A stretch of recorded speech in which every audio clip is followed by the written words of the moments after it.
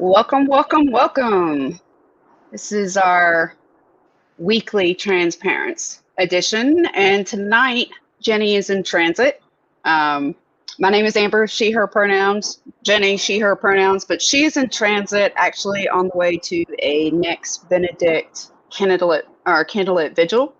We're going to try and attend some of that with her if we can. If we can't, then we'll continue our part that we're doing tonight on Marsha. But that is where Jenni is headed, and that's the reason why you will see that she is mobile at the moment. And so she may cut in and out a little bit. If we lose her, she'll come in where she can. But this week's episode got postponed from last week. We wanted to celebrate Marsha as part of Black History Month and also as transgender, because that's what we talk about here. And I had a lot of allergy issues last weekend and kind of was in a Benadryl haze. So we kind of postponed last week's to this week because I didn't want it to come off that I wasn't with it enough to honor Marsha's memory, because that would have looked skewed and I didn't want that. So Jenni and I agreed we would push it till this weekend. So this week, the country has heard about Next Benedict. It has come out. Jenni is not far from that area. And I'm gonna let her pick it up from here. So I live in Broken Arrow, Oklahoma, which is just outside of Tulsa, Oklahoma. And if you were to draw a straight line, it would go Owasso at the very far north, Tulsa next, and then Broken Arrow at the very far south, at least the part of Broken Arrow I live in. So it's literally just one straight shot north on a highway for about 20 minutes. I don't even think it was that long. I think it was a 16-minute drive. I have had friends back when I was teaching who worked for Owasso Public Schools when I did curriculum stuff for the State Department of Education. I worked closely with some teachers at Owasso Public Schools. Tulsa is the metro. This is Owasso, Broken Arrow. They're all part of the metro at Tulsa. So we are, and Tulsa's not that big. So we're a community. February 8th, I guess it was, Next was, the victim of violence. I know lots of people are saying, well, they threw some water on these kids, and, they admit they did. But these young people, in turn, violently assaulted them, and Next passed away the next day. Listen, all the facts are not in. We don't know really why Next died. But I think regardless, I have a hard time believing that it just is a very interesting coincidence and that they suddenly collapsed dead on their living room floor the day after an attack, for no reason. Is it possible that Next ended their own life? Absolutely. That is definitely something that we are aware of that happens with trans people. I don't think it makes it any less tragic. I don't think it makes it any less awful, and it doesn't make it any less something we need to call attention to and say, what the hell are we doing in this country? What the hell are certain states doing? My state is openly hostile to trans people, period. As a whole, my state is not trans person friendly. And, I'm showing up to, just show young people that there are adults who love them and care about them and want them to be alive. I'm showing up because there does need to be some accountability here, whether it's accountability for bullying, harassment, and obviously violence towards trans people, or whether it's accountability for the things that we do can lead people to feel like their life is not worth living. You know, whatever it is, we are a society. We are a community. And whenever I hear people all the time talk about, well, back in my day, marriage was this, and a man was this, and you know, when did we become such a hateful, and maybe we always were, you know, I think we always were. I'm just white, I'm straight passing. So you know, I've had the privilege of just living in this little bubble of like, oh, that happens to other people. And it's embarrassing to admit that. It's embarrassing to go, oh, what happened to us? And people show up and go, what are you talking about? This has always been this way. And it's, yeah, they're right. They're right. I don't know. We are a community and a society.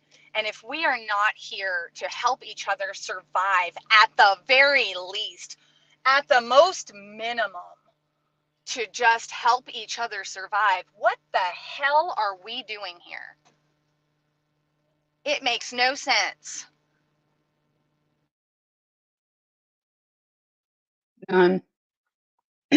Jenny may have frozen there. Possibly. Looks like she froze. That or I froze. But I will say, so she's on her way, like I said. And it brought home, putting all this together brought home that we had Marsha that we were speaking about this week. And this is exactly what Marsha started. What the Stonewall riot started was the fact that there was this discrimination that was going on and violence going on for the trans community, the queer community, and no one was concerned. No one cared. And they were being systematically erased.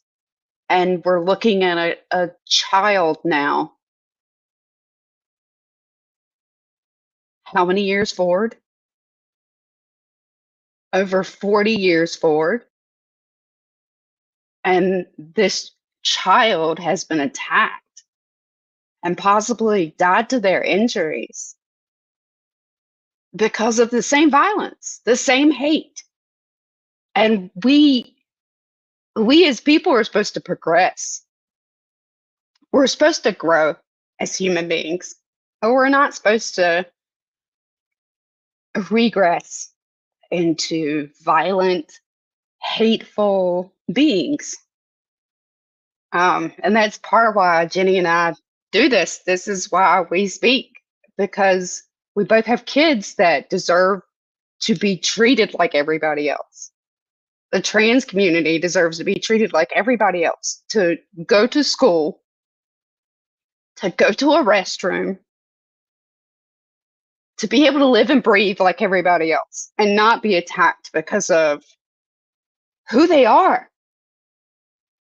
And because someone else doesn't understand that. It's not been an easy week for us as moms. And I also want to take just a moment, sorry to interrupt, Amber, to point out, Next Go ahead. was using the restroom that aligned with their assigned sex at birth.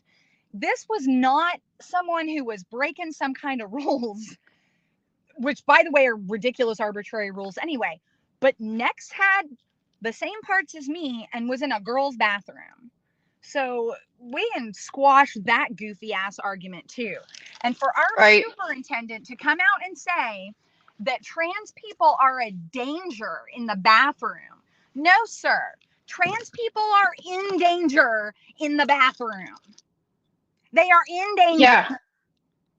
And by making these laws, you're actually targeting the community even harder, because now people are even more, they're paying attention. They're wanting someone to rat out. Not everyone, but there is a part of our population that very much wants to use the same tactics, the same hate, the same violence that Marsha P. Johnson was going through, and now is translated to children in a place that they're supposed to be protected. Schools, they're supposed to be protected. They should be able to go to school and go to the bathroom and not worry about whether or not they're going to be unalived on campus. It's just goofy. I mean, what do you even say? Like, what do you even say at this point?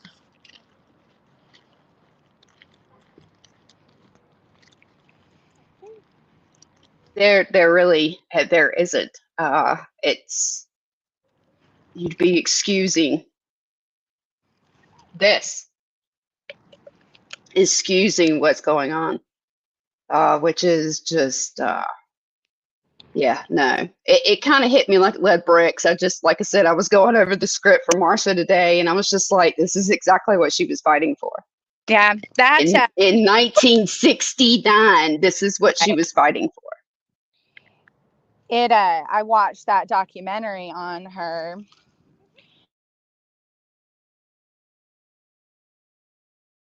Oh, she's spitting out. Give her just a second. So I'm gonna bounce out for a minute. I will come back on Okay. when I get in there because I feel like I'm gonna lose some reception around here. But love you. Love sorry you too. we're not on here talking in the way that we usually do, but obviously this is just important. So Very. I love you. Bye. We'll see. We'll see. All right, guys. While she's out, we're gonna go over Marsha. Now, Marsha P. Johnson, her P actually stands for pay it no mind. And that's pretty much what she would say when people asked about her gender. So I'll just, like I said, we're a little both, I wouldn't say out of sorts, but we're kind of out of sorts tonight. So Marsha P. Johnson was born on August 24th, 1945 in Elizabeth, New Jersey, and assigned male at birth, but began wearing girls' clothing from a very young age. However, after experiencing an assault at the hands of a 13-year-old boy, she temporarily stopped experimenting with feminine fashion. After completing high school in 1963, she moved to New York City. There, Johnson began frequenting bars and nightclubs dressed as a woman called Black Marsha. Johnson gradually cultivated a unique personality and style and eventually began calling herself Marsha P. Johnson. She identified as a Black American drag queen and began going to the Stonewall Inn, a gay bar in the Greenwich Village section of New York City in the late 1960s. Now, there were several things that led up to Stonewall. And I pulled up 3 different events. So the Cooper Donuts riot of 1958 in Los Angeles, where transgender people and other queer patrons of a 24-hour donut shop threw coffee, donuts, and trash at the police, who tried to arrest them for their appearance and their identity. The second was the Compton's Cafeteria riot of 1966 in San Francisco, where trans women and drag queens clashed with the police who harassed them at a late-night cafeteria. The riot sparked a wave of organizing and advocacy for trans rights in the city. The Black Night Brawl of 1961 in Milwaukee was the third that I brought up. And this is where a group of sailors attacked a gay bar frequented by trans people and drag performers, but were met with fierce resistance by the patrons, who fought back with bottles, chairs, and fists. So these are just some of the things that were kind of leading up to Stonewall. So for Stonewall, police harassment and brutality against trans individuals was common and widespread in the decades before Stonewall. Police often raided gay bars, clubs, and other spaces where trans people gathered and arrested them for violating laws that criminalized cross-dressing, sodomy, and homosexuality. During this time, trans people, especially trans women of color, faced violence and discrimination not only from the police, but also from the general public, the media, the medical establishment, and even some segments of the gay rights movement. They were often portrayed as deviants, perverts, or mentally ill, and denied access to basic rights and services such as housing, employment, healthcare, and education. It was in the 1960s. It's 1924. Or sorry, it's 2024.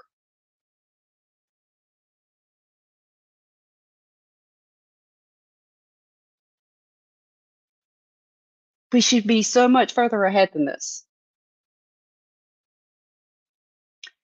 So Marsha was a central figure during the Stonewall uprising. In 1969, the Stonewall Inn was a gay bar in New York City that was raided by police. On June 28, 1969, sparking a series of protests and clashes that lasted for a series of 6 days. The Stonewall riots are considered a watershed moment in the gay rights movement.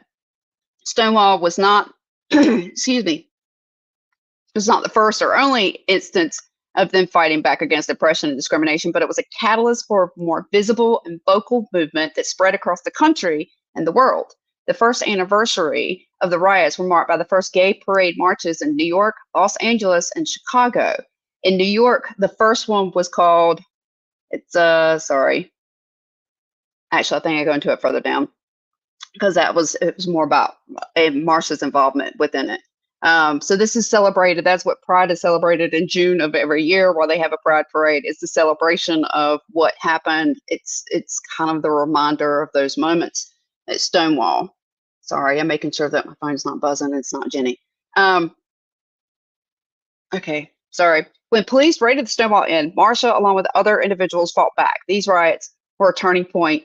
Her activism extended beyond Stonewall. She co-founded the Gay Liberation Front, GLF, an organization that advocated for LGBT rights and provided support for homeless, trans, and queer youth. In 1970, she co-founded the Street Transvestite Action Revolutionaries, STAR, with fellow transgender rights activist Sylvia Rivera. The two worked for gay transgender rights while also providing housing for LGBT queer youth. Living on the streets, Johnson and Rivera acted as house mothers, guiding and protecting them. The middle initial in her name, we said, standing for pay no mind. It was a phrase she used when questioned about her gender or her lifestyle. Marsha's vibrant personality and unique style made her a beloved and recognizable figure. Her colorful wigs, red heels, sparkly robes, and multiple strands of costume jewelry challenged societal norms and celebrated her identity. And I had put out a video earlier today as a commercial. I did it last week too, just kind of advertising for tonight's event. And it's a bunch of AI pictures that were pulled from images of her to kind of celebrate her style. She was she didn't care. She showed up exactly who she was, and she wasn't going to change for anybody. I love that about her. I love that you're just not going to take that from me. I'm going to be authentic, and you can like it or leave it. Pay it no mind. By fearlessly being herself, Marsha contributed to the visibility of trans and gender nonconforming individuals. She showed that authenticity and self-expression were powerful tools for change. And before I forget, I did see some comments. Jeffrey, welcome, welcome, welcome. Take a pause.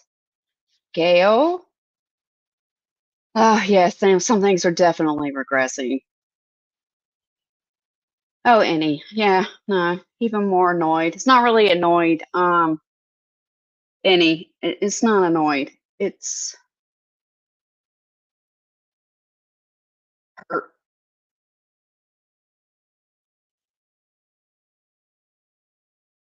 We're hurting kids.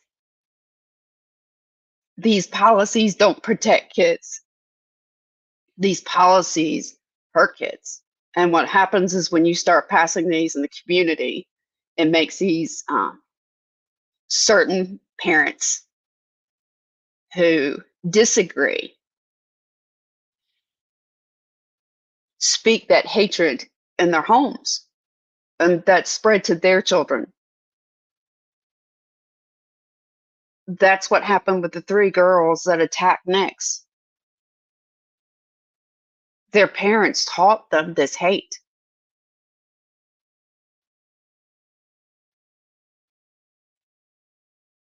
Why not help each other thrive? Yeah, Cooper. Yeah. Like I said, today's been, I don't know why, today's hard. Today's hard. Maybe because I'm going over Marsha's stuff and we should be a lot further along than we are.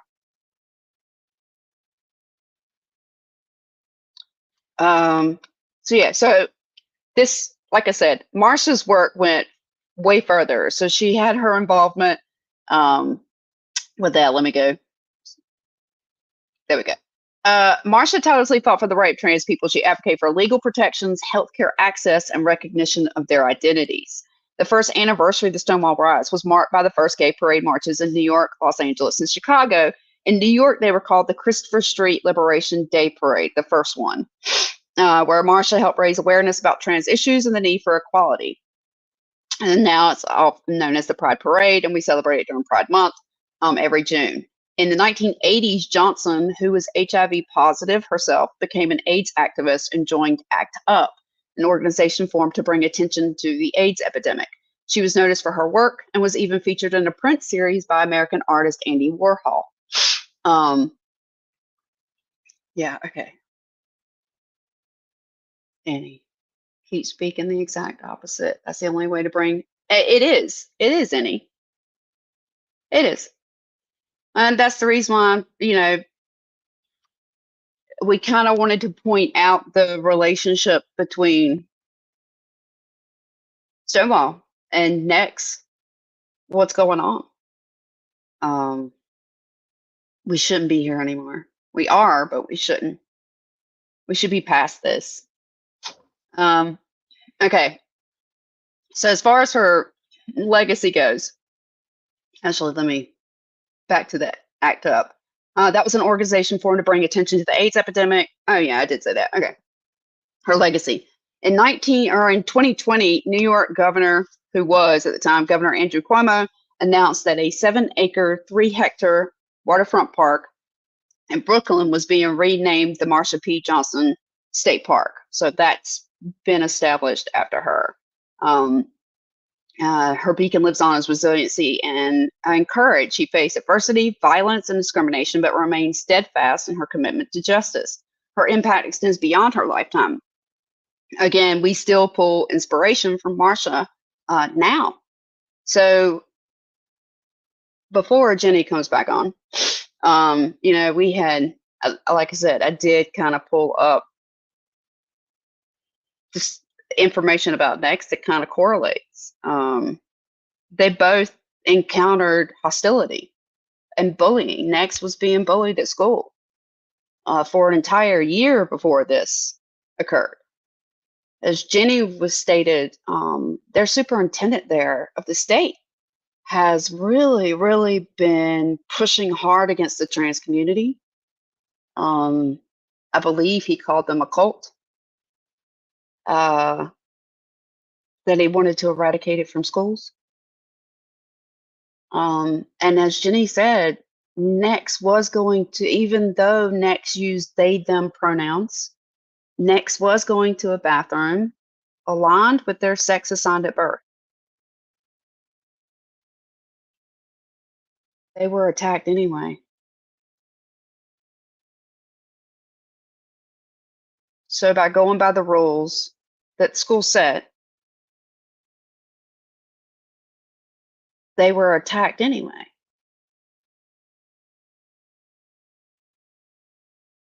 That's what happens when we fuel hate. We pass it on to the next generation.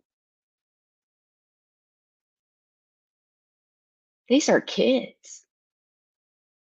Now, granted, my understanding is that the 3 individuals are older than Next was, which means they're probably going to be charged as adults and should be.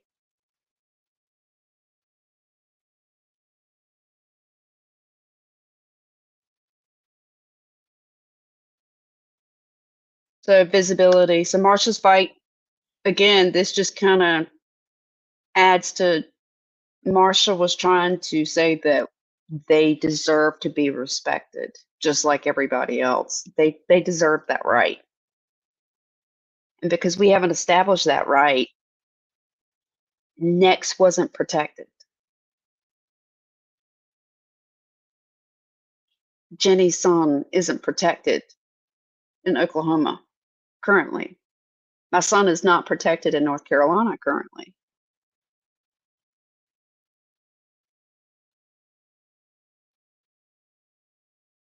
And violence and resistance. So Marsha's involvement in Stonewall rights exemplifies resistance against oppression. Similarly, Next's fight against harassment.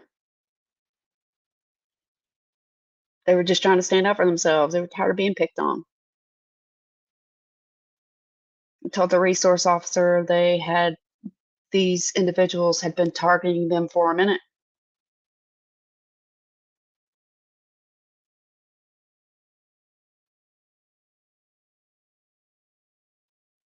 And actually, the school resource officer in the interview at the hospital actually tells Next that Next is going to be in just as much trouble because Next started it by throwing water.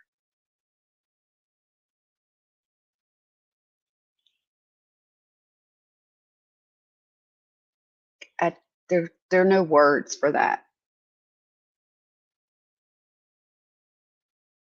Because Jenni and I, there is no convincing us that Nex's death is not related to those injuries.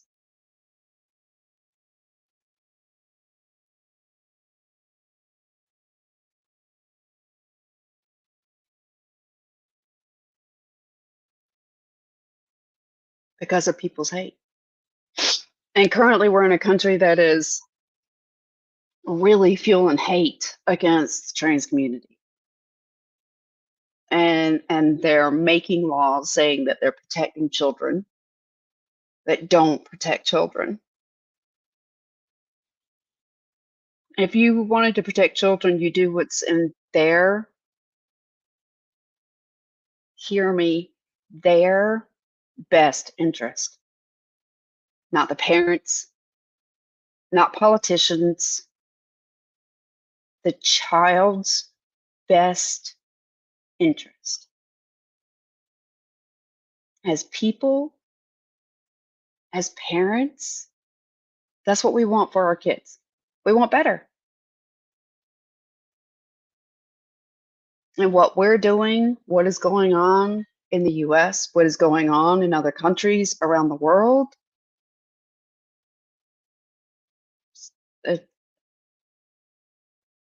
it's inhuman. It's inhumane. They are not animals. They are not deviants. They aren't perverts. They aren't demonic or evil. They're human beings, just like the rest of us. And every single one of us should be able, at least in the US where this is supposed to be the right, should be able to get up, go to school, go to work, live their life, and not worry about being targeted. So there's some work to do here because that's not the case right now. That's not the case at all right now. Right now, they are very much targeted. I'm in a state where luckily, for the moment, I feel like my son is somewhat safe as an adult. I'm not entirely sure how long I'll be able to say that, though. Depending on who's elected in our next election, and that's not just, the president. I mean, our governor, we have quite a few, actually. I don't know that there's a Republican running in my state that's not using anti-trans legislation as something they're running on. Whether they state it as keeping boys from playing female sports, however they word it, they're all using it. Protecting the right of life.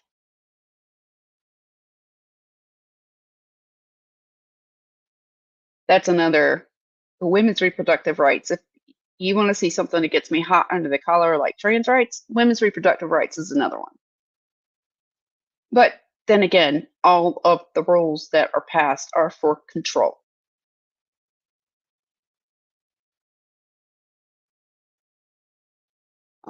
This is the part of the night where I tell you to make sure that you are registered to vote, that you make sure you have studied who your candidates are, what they stand for, and you vote in people that are willing to protect the rights of all people, the humanity of all people, the inclusion, healthcare access,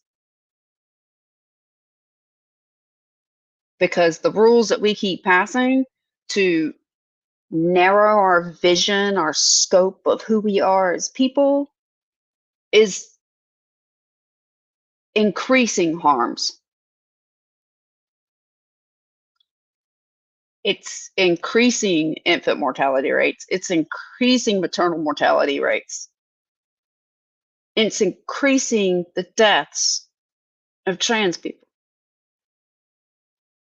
The harm, the threats, the instances of violence. And I haven't figured out exactly how that correlates to protection.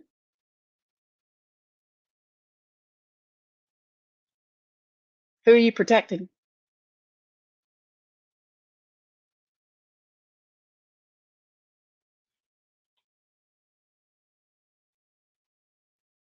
We have to work on ourselves.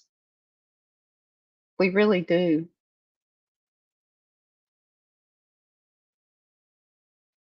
If we keep going down this slippery slope,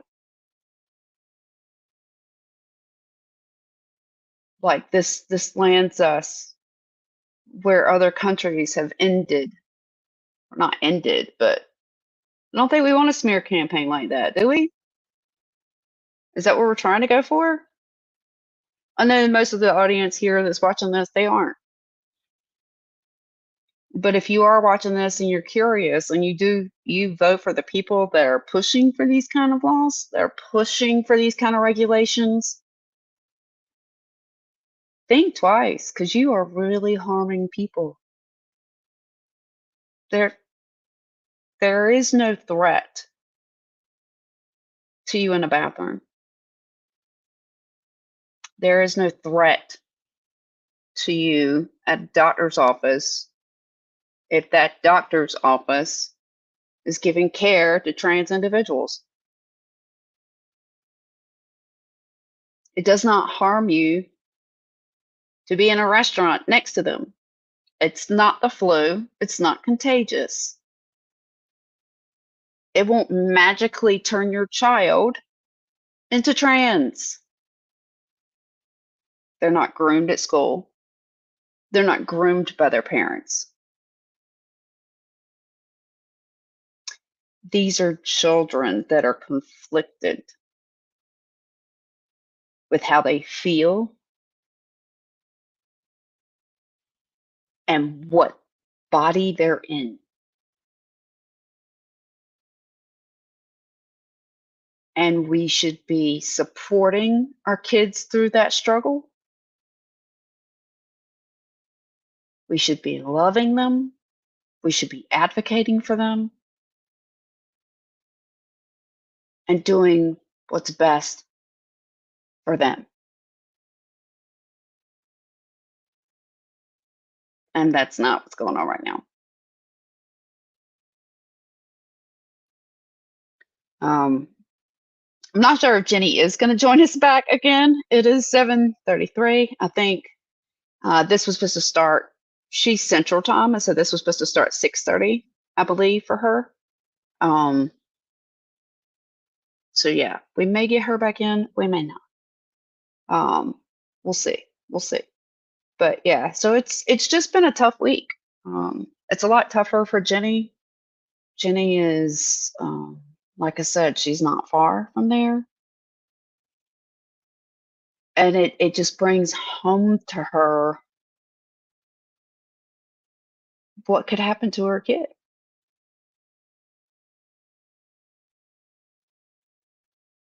She came into Mama Bear last week, my audio room that I do on Tuesdays. And because that was a day that, for the most part, I heard about Next, I want to say late Monday night. And I didn't reach out to Jenni. Honestly, guys, honestly, I thought Jenni probably would have heard.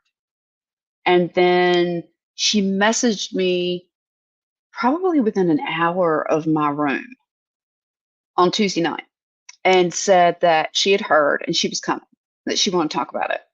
And she did, and she was very upset. And part of it was she had just heard about it. I was like, yeah, I heard about this last night. And they were just hearing about it. So here was this community that was so close I mean, within 30 miles, and they were just learning that here was a child, a non-binary child who died after being attacked. And that was back. Next was attacked on the 7th and passed on the 8th. And this was released this week.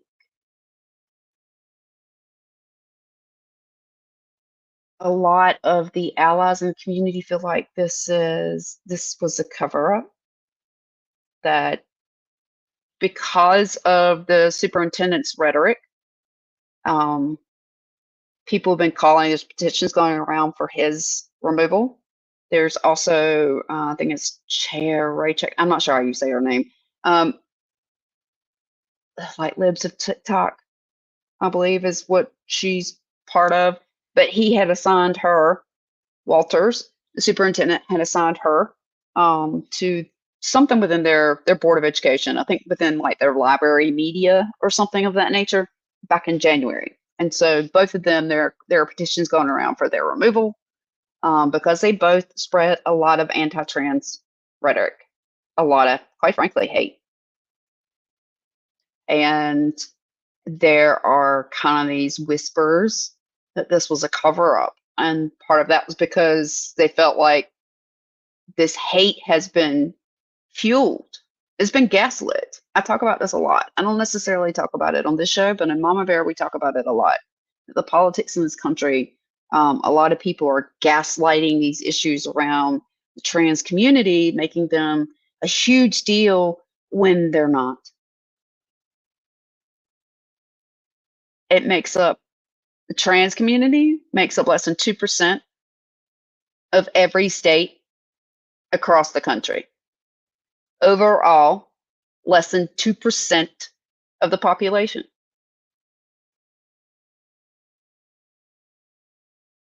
And if you look at the amount of bills that have been targeted at anti-trans legislation,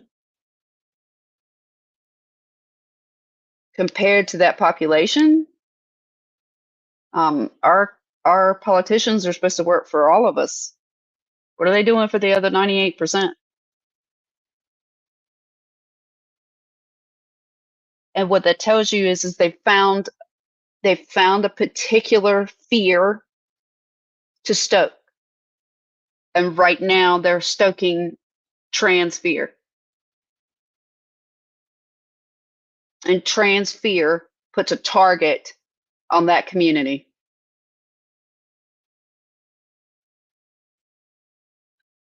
A purposeful target on that community. That's why you are hearing so much anti-trans and so much pro-trans.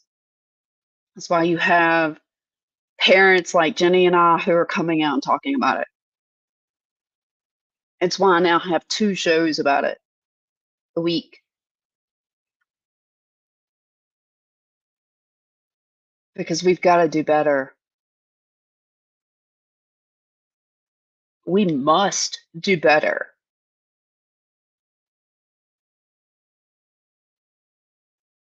Stonewall riots happened in 1969.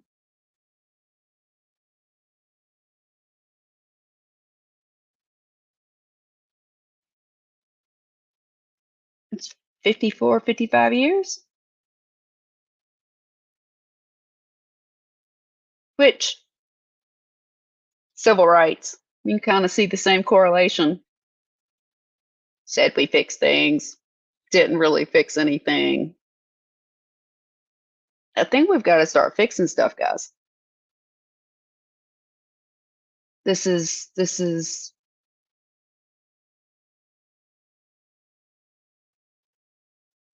just a reminder of how much work still needs to be done.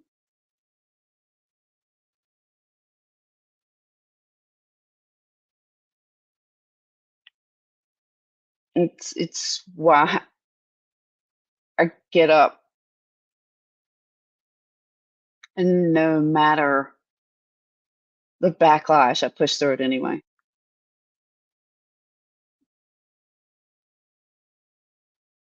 not been on my TikTok in a minute. My health has just not been great the last couple of months, and so where I was doing TikTok videos as well about trans rights, my account has kind of been inactive for at least a month, at least maybe longer.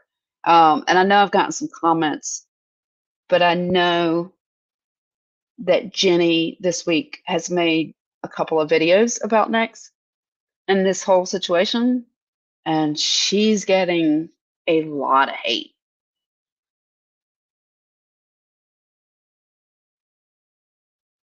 And, we both realize that our fight has got to be bigger than our fear. But when I think about it, isn't that what our kids are supposed to be? I mean, when I think about Mama Bear, like that is my Mama Bear. You're not messing with my kid. You will not harm my child.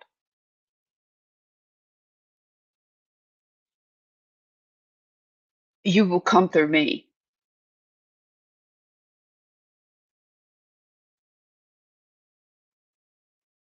And you'd go through Jenni for hers. That's why she and I bonded so well. We just, I think she said she's a honey badger. 1900 professional computers only stored years into. Oh, yeah. No. Cooper, man, like sometimes I just trying to go from the 19 because I was born in the 19 and then going to the 20. Like, yeah, sometimes I just kind of misstate that. Oops. I'll put Cooper's comment up here for the audience to see. He was kind of giving me an out on my goof. I appreciate that, Cooper. I appreciate that. But yeah, now this is why Jenni and I we speak out, and we know we have to speak out. Is yes, there may be hate directed at us, but we know that we are 10 times safer than our children or anyone else in the trans community.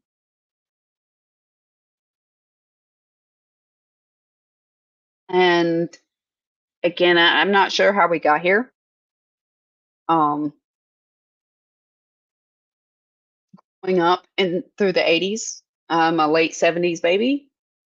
Growing up through the 80s, like I saw a lot of community. I saw people helping people. At least where I grew up in the rural South, we were kind. Yes, there was racism and homophobia and transphobia.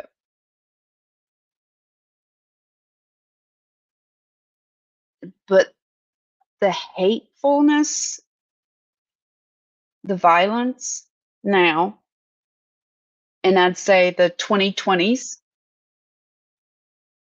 compared to the 1980s is much worse.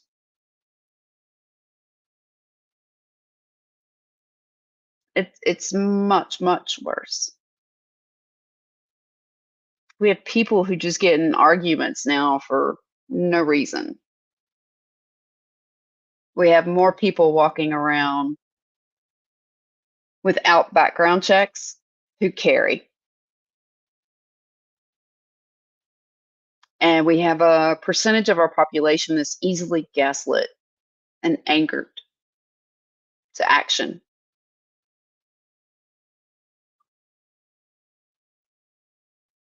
All of those things are a powder keg.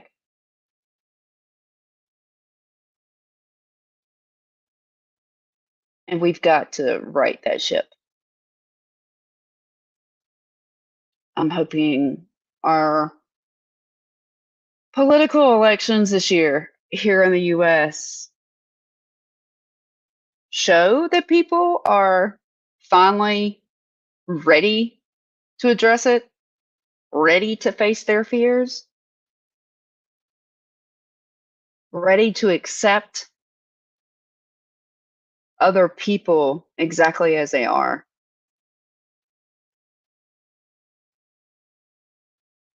So that we can have inclusion, so that we can have equality, so that hopefully we can achieve equity.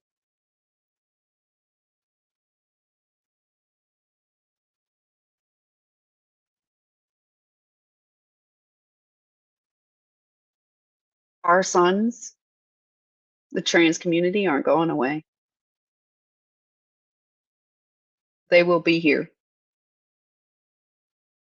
Regardless of whether people approve of it, like it, um, it's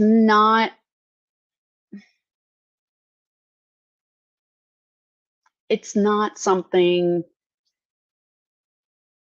that people should feel threatens them, because they don't. They just want to live their lives.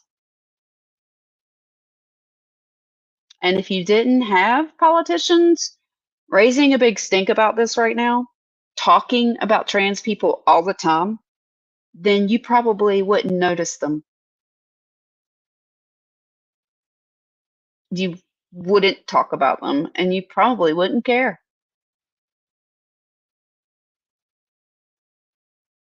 But this is something that politicians have picked up on, that they do see people scared of, afraid of, and so they've stoked that fire.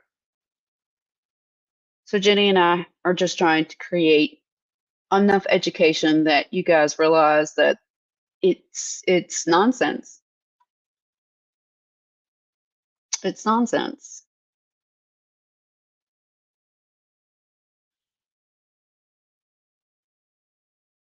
Yeah, and I'm not thinking Jenni's gonna come back. Which is okay. Like I said, she's it's been a tougher week, I think, on her. Again, she's closer. My son right now isn't like going to school or in a position where he could be targeted, and her son is actively going to college. So this is a bigger fear. This whole situation is a bigger fear for her of what could happen to her son. Um, and every time a trans individual is attacked or unalived, it ripples throughout the community. That community this week is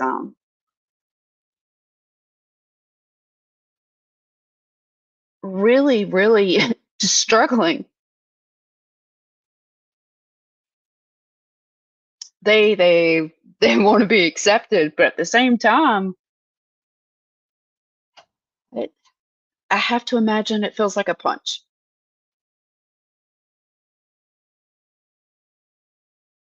As a mom, honestly, anytime I hear about a child passing to violence, it's never right a good feeling. Knowing that it was possibly a targeted attack because of how Next identified rattles me and Jenni a lot. It could be our kid, and we're lucky it's not.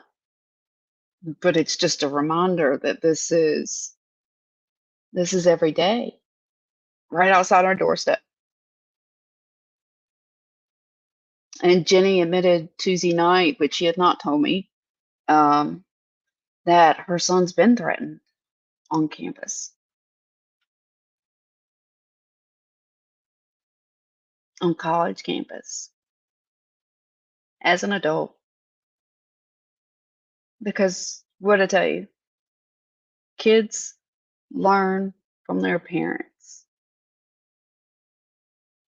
Hate is taught.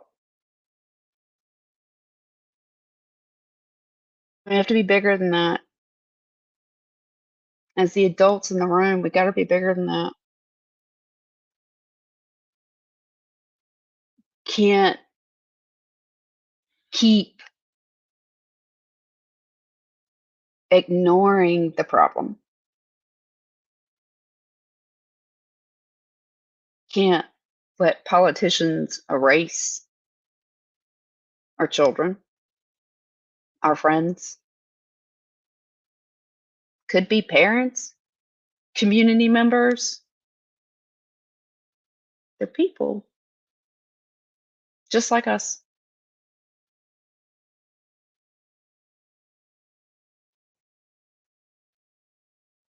New comment. Hang on.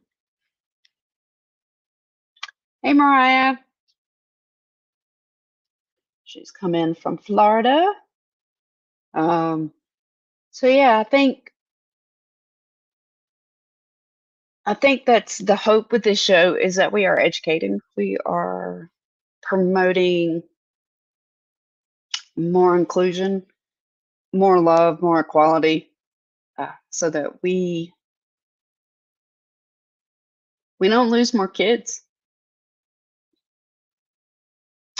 Marsha P. Johnson died under suspicious circumstances. They ruled it a suicide, but it was reopened years later, and it still goes unsolved.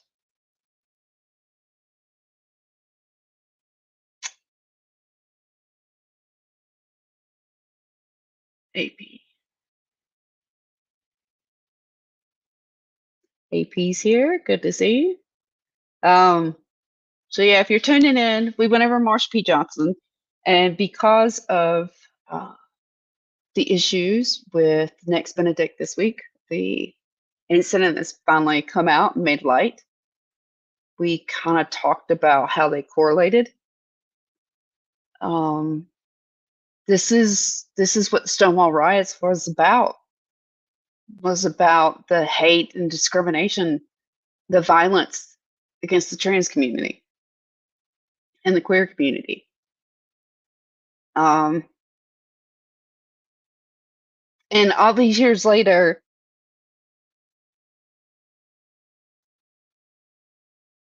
this 16-year-old child was on a life for it because of how they identified.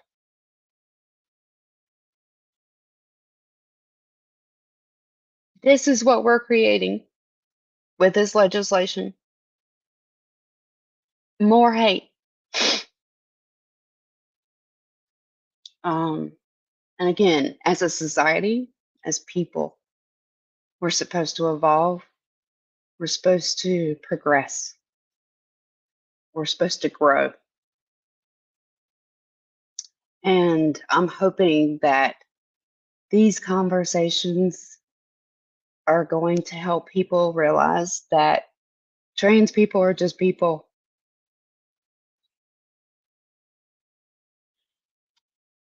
Any am ever the optimist. It can look like one step forward, two steps back. Most people have more understanding these days. I think they do. I think you're right. I do think they do have more. I think you have more people that are more inclusive, that are more loving, more understanding. But I'm worried about the level of hate, because the hate feels more hateful than it's ever felt.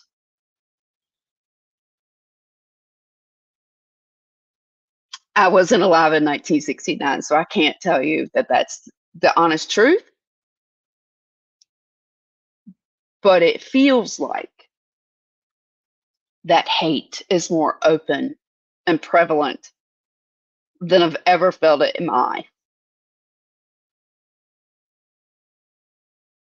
I'm 46.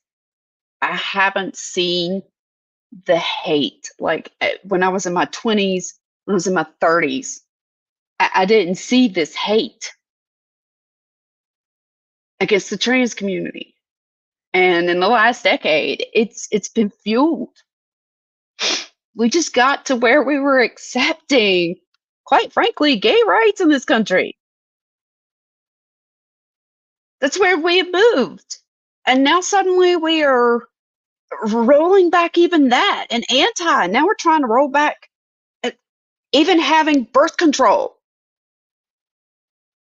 Like we're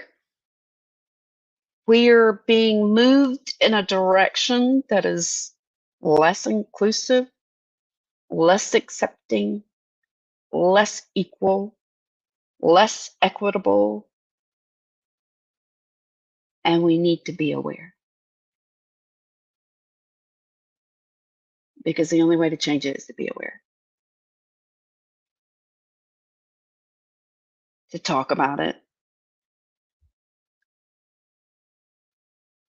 On my LinkedIn, I have tiny ripples, equal waves, equal tsunami of love.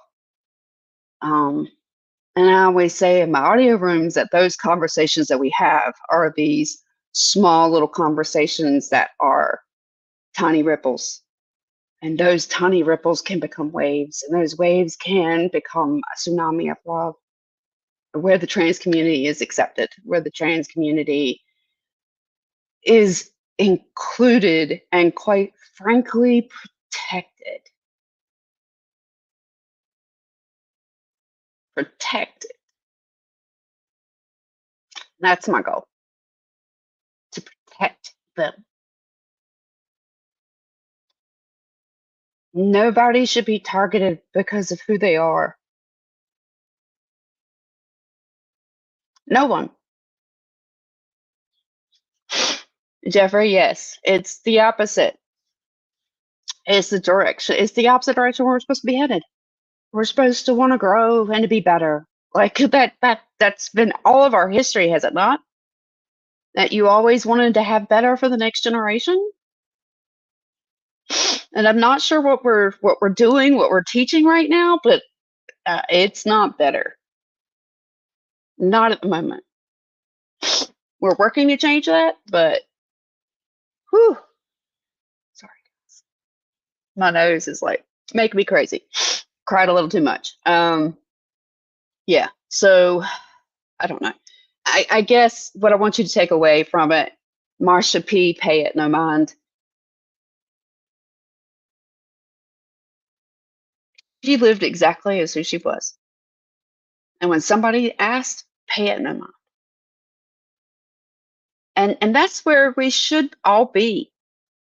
Pay it no mind. Why does it matter?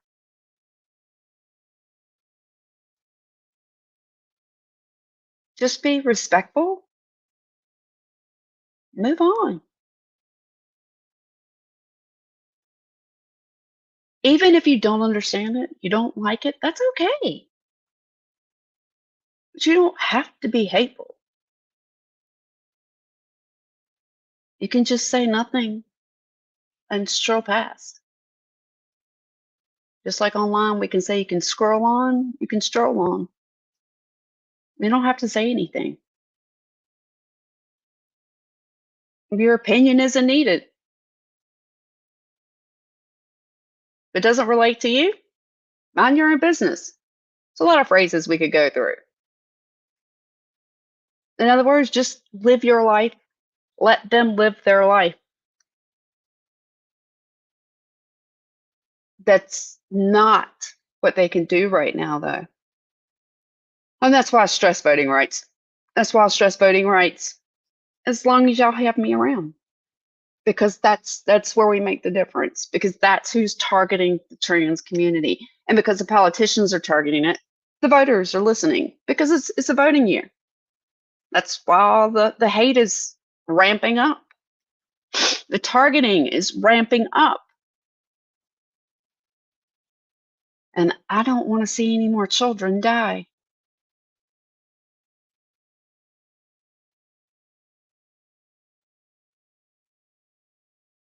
See any trans individual die because of the hate that's being spread across this country and frankly the world. So we did not, we didn't get to have Jenny back, but that's okay. I had let this create this so that when we had Jenny back, we'd be able to share an honoring next, which I've thought about all week, and their parents. And that community. So, with that being said, guys, I'm going to get ready to wrap this up. Next week, if you want to continue the conversation, I will get to the rest of the comments when the show is over and answer. If you want to tune in, you can come on LinkedIn. I have an audio room on Tuesday nights at 9 p.m. Eastern called Mama Bear and Supporting Your Trans Child. And we typically continue the conversation that we had here on TransParents, and we follow it there. So if you'd like to discuss Marsha, if you'd like to discuss next, anything about this conversation, please tune into that. Thank you everyone for attending this evening. We greatly appreciate the support that you give us each week for us being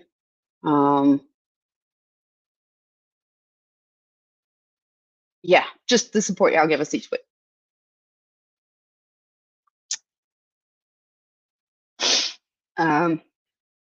You're welcome, Mariah. Thank you guys for joining us this week. Please remember to register to vote. Check us out next week. We are going to be celebrating Polly Murray. And if you don't have an idea who that is, tune in. Till next time, guys. Thank you. Ooh. If I can find the video. Bye.